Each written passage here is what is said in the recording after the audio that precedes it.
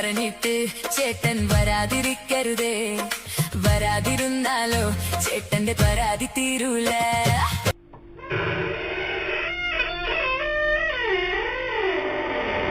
Hello guys, Marvel കോമിക്സിന്റെ ക്യാരക്ടറായ സ്പൈഡർമാന്റെ പുതിയ മൂവിയാണ് Spiderman brand new day, directed by Derek Daniel.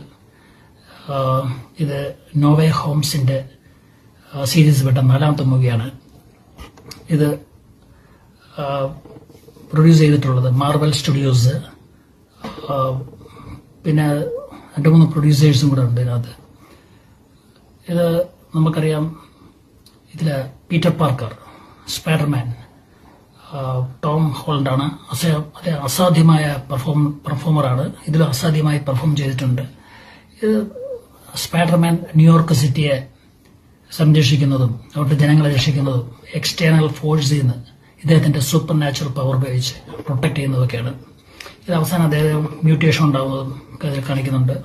3D effect, അസാധ്യമായ 3D എഫക്റ്റ്, എല്ലാ ഡിപ്പാർട്ട്മെന്റും മേക്കിംഗ് എല്ലാം പക്കയാണ്.